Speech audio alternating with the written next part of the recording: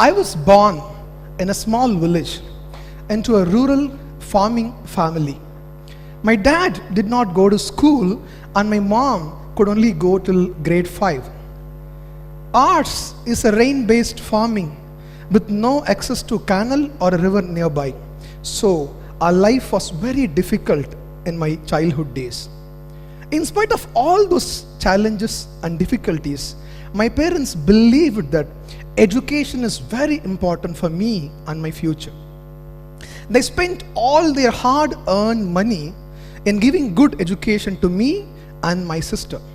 I went to a local school near the village, and then I went on to a college to do my degree in electrical engineering. In fact, I'm the first graduate in my family. Not only in my family, in my entire village. Back then, I had no one to help me, mentor me, guide me about my life and career. So I picked up this habit of reading the biographies of great people in the world. Over the years, I became obsessed in studying the life journey of successful people. After my electrical degree, I went on to work as an engineer in few multinational companies. 8 years ago, I quit my corporate job to become an entrepreneur and business coach and leadership consultant. In my own journey of crafting my career, from being a simple village boy to an engineer, to a HR manager, and to a business coach, I made a profound discovery.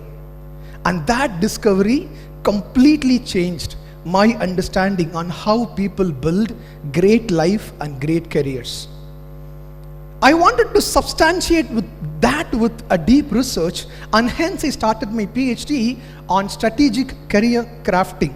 In the process, I studied hundreds of successful people, not only in terms of their personal achievement, but also in terms of their professional satisfaction and happiness. Before I give you details of my discovery, let me ask you a question. Have you ever heard these statements? Find what you are passionate about, do that, and everything will come automatically to you. Name, fame, and money. It all will come to you automatically. Do something that is close to your heart. You will never have to work one more day again in life. Get doing that you love the most, and never ever settle down for anything less in your life. These are highly convincing motivational cliches that you could share in your Facebook wall or Instagram and feel really proud about it. If told with powerful voice modulation, these could invoke goosebumps and momentary euphoria in all of us, but doesn't make any sense in the real world out there. How often we have seen this 3-circle charts where they say your passion, your talent, money. If you find something in the intersection, that is your sweet spot, that is your Mount Everest, that is your life purpose, go follow that.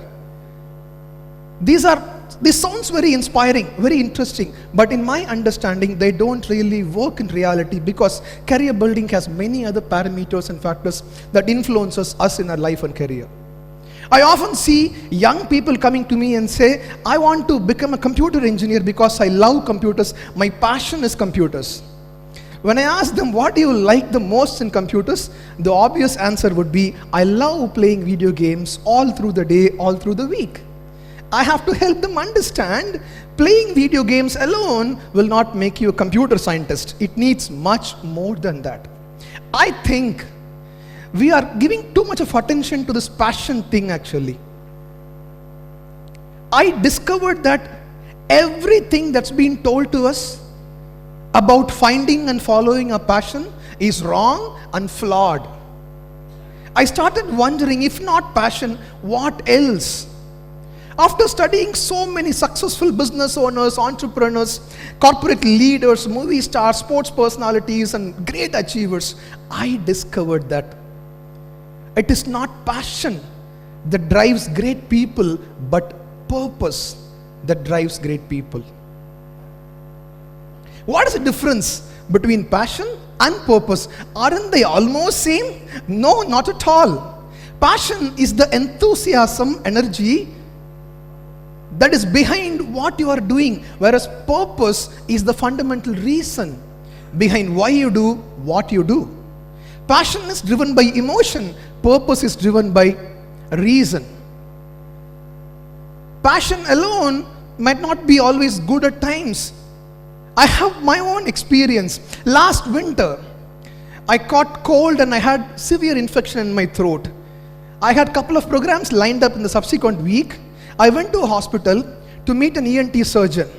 This doctor shoved in a little micro camera into my throat, looked at his monitor and said, "Oh my God, you have developed huge tonsils in your throat. If it is not removed immediately, you might even lose your voice." I was like, man, I'm a full-time speaker and trainer. If I lose my voice, what will happen? I said, what can I do? He said, don't worry. I'll help you. I'm a passionate doctor. I'm a passionate surgeon. He picked up the phone quickly and called somebody and said, hey, good morning. Do we have the operation theater tomorrow morning, 10 to 11:30? You have it? Oh, wonderful. That's great. Can you block it for me? Yeah. Tonsils, one of my patients. Make everything ready, okay? I'll see you tomorrow. Good day. And he looked at me and said, don't worry. I am there to take care of you. You just go admit yourself. Tomorrow morning, 10 a.m. is your operation. I was like, doctor, I just came to see you while going back from my office to home. I'm not prepared. I have a couple of meetings tomorrow. I've not told my family. I don't have cash in hand. I don't even have my medical papers with me. Can I go home and come back tomorrow morning? The doctor looked at me and said, sir, look, you are a professional speaker. For you, your voice is important. Please ensure that you don't delay. Tomorrow morning, 10 to 11:30, your operation. I said, okay. I went back home.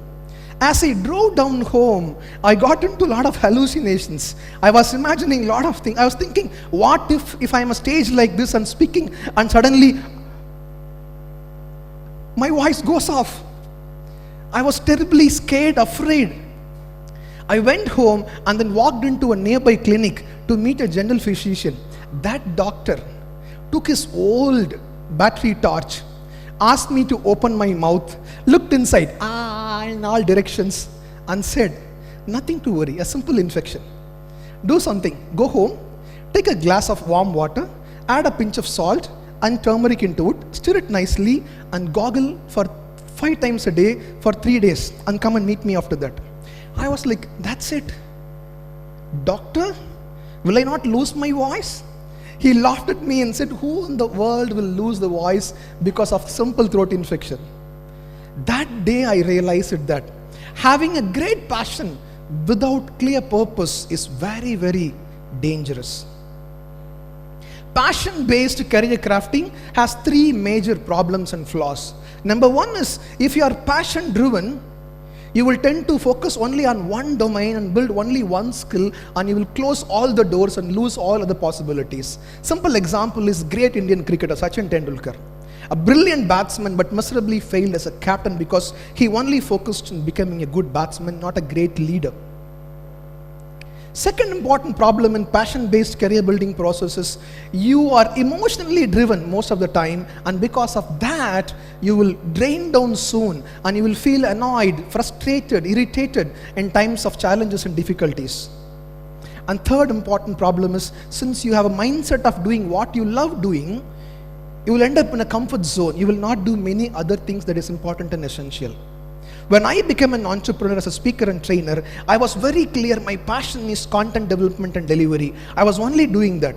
And I miserably failed on marketing, branding, positioning, communicating, relationship building, sales, and many other essential components to become a global professional speaker. On the other hand, purpose-driven career crafting process has 3 brilliant advantages. Number 1 is, since you have a long-term clear purpose, you know that there is something going to come in the long term. You have a very great clarity on what you want to achieve. Number 2 is, since you are long focused, you are not worried about short-term ups and downs and failures. You just brush away and then move on with that longer aspiration. And third is, you will have a longer sense of satisfaction and happiness. Think about all great people in the world. Mahatma Gandhi, Martin Luther King, Nelson Mandela. All of them did not do what they love doing, but they do everything that it takes to reach their larger, meaningful purpose. To be very precise, passion is like running a 100-meter race, and purpose is like running a marathon. When you are in a 100-meter race, you want to pump in all your energy in that given few moments, and you want to compete with everybody around and win them. Whereas in marathon, you don't want to pump in all your energy in few minutes. You want to store it for the long run. You are on a long haul. And you are not competing with everybody around. You are competing with only yourself to do the best result than your past best running results. So it is very important to have passion, but passion without purpose is going to be a disaster. After all my study of these successful people, I found that purpose is the one that drives them. It is not about doing what you love doing. It is all about understanding daily challenges, difficulties, failures, ups and downs, highs and lows, still getting things done every day towards that larger purpose. Now the obvious question is, how do I find my purpose? You go ask any self-help guru, the answer would be, lock yourself up in a room with a pen and paper, do a deep down introspection to dig out your innate abilities and characteristics, list down everything that you love, and then pick the one that you love the most. That is your passion, and pursuing that is your purpose. No doubt. This works wonderfully well inside four walls when you do introspection. But in reality, the world outside, I don't think this really works. Malawian fame, William, who built his own windmill using scrap in his village to produce electricity for his own family and his village, says this: I went to a library, I read a book on windmill making, I tried and I made it. He never locked up himself inside a room with pen and paper and found that his passion is to build windmills. Not at all. Our own Indian celebrity, sanitary napkin pad man Arunachalam Muruganandam, was not passionate about building a sanitary napkin machine, but his purpose was to solve his wife's problem when he started. And today, his larger purpose is to ensure that every woman in this country, in this world, gets access to affordable, high-quality sanitary pads. It is not about passion, my dear friends. It is all about purpose. When I realized that you can't really find your passion through introspection and digging out. You can only find out by understanding your passion, your purpose. I started volunteering myself into many projects and organizations. I worked on education, sociology, psychology, environment, leadership development, child development, different multiple areas.